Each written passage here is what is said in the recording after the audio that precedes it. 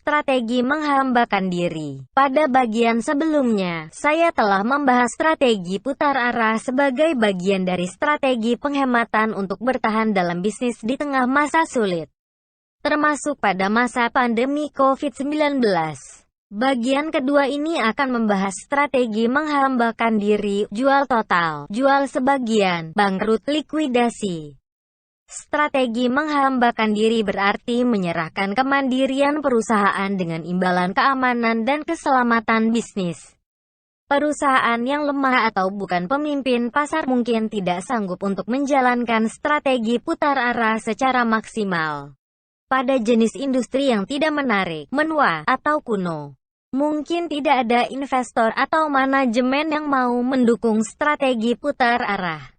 Tapi perusahaan dalam kondisi sejelek ini harus mengambil langkah atau harus terlindas oleh hilangnya penjualan, meningkatnya kerugian, atau matinya bisnis.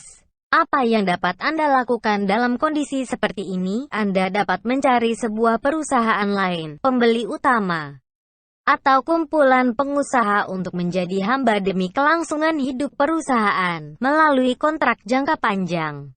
Dengan demikian, perusahaan dapat menghemat banyak pengeluaran, misalnya iklan, usaha marketing, atau desain. Perusahaan yang menghambakan dirinya ini tentunya akan menjadi tergantung minimal 75% kepada perusahaan yang memberi pesanan. Namun, perusahaan yang sedang lemah ini akan mendapat kepastian pesanan dalam jangka panjang, pembayaran yang lebih terprediksi, perputaran uang tunai yang lebih pasti. Siapa yang memakai strategi ini?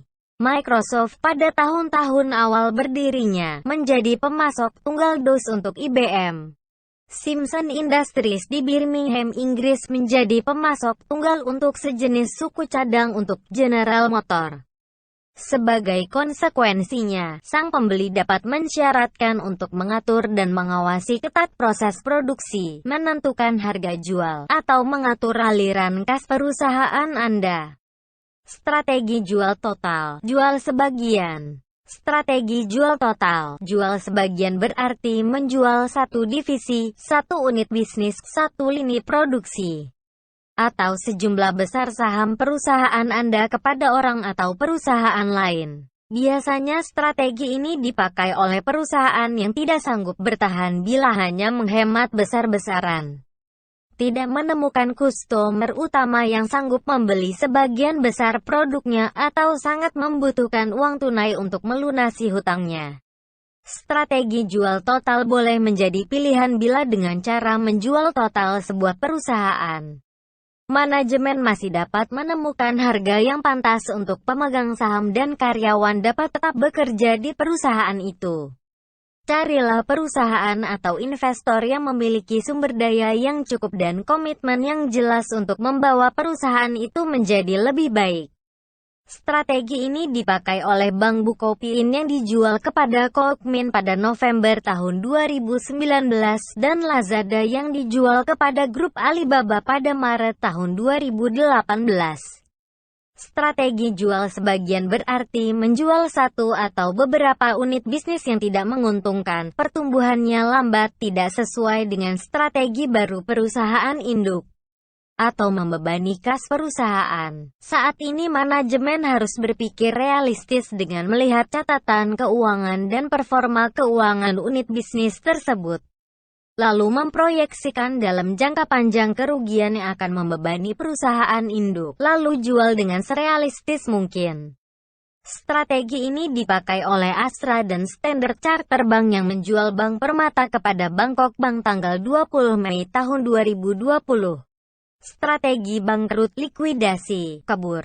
Strategi bangkrut adalah menyerahkan nasib dan manajemen perusahaan kepada pengadilan, dengan imbalan pelunasan sebagian kewajiban perusahaan.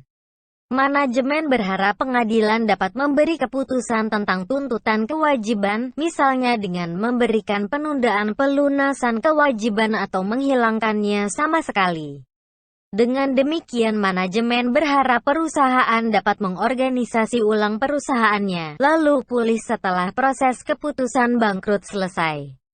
Prudensial Indonesia pernah mengalami proses bangkrut ini akibat dituntut oleh salah satu mantan agennya pada 2004-2007. Lalu setelah proses bangkrut, Prudensial muncul menjadi perusahaan asuransi yang lebih kuat. Strategi likuidasi atau menutup perusahaan boleh dipakai ketika perusahaan sudah kehabisan cara bertahan lainnya. Masyarakat umum sering salah menyamakan antara bangkrut dan likuidasi. Pada strategi likuidasi, manajemen akan membubarkan perusahaan dan menjual aset sebisa mungkin untuk membayar semua tagihan.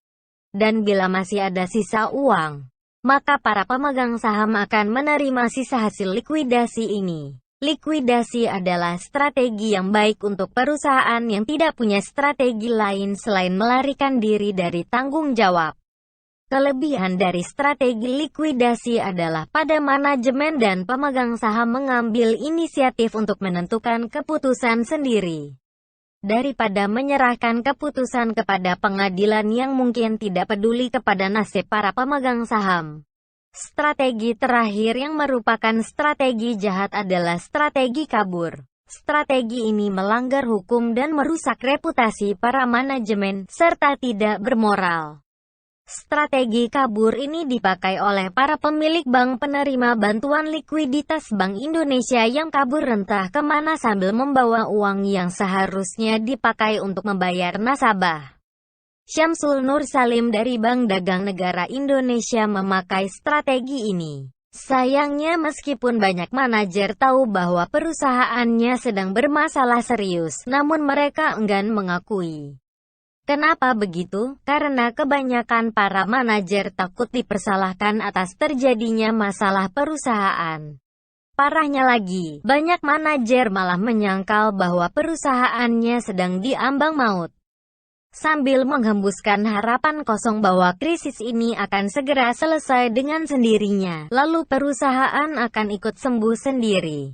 Kalaupun para manajer jahat itu melakukan sesuatu, seringkali hanya untuk memoles laporan keuangan dengan membuat keuntungan yang tidak wajar seperti memecat karyawan dengan membabi buta, menjual aset yang produktif, mencari pinjaman cepat dari mafia, atau menjual produk di bawah harga wajar tanpa alasan. Bila ini terjadi, maka perusahaan pasti akan mengalami siklus lingkaran setan, di mana manajemen akan menyangkal dan merahasiakan segala sesuatu.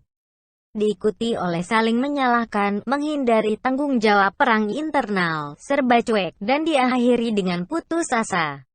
Karena itulah direktur tidak boleh lemah dan mengiyakan apapun yang diminta oleh manajemen puncak, melainkan harus mengambil keputusan termasuk kapan manajemen harus diberhentikan.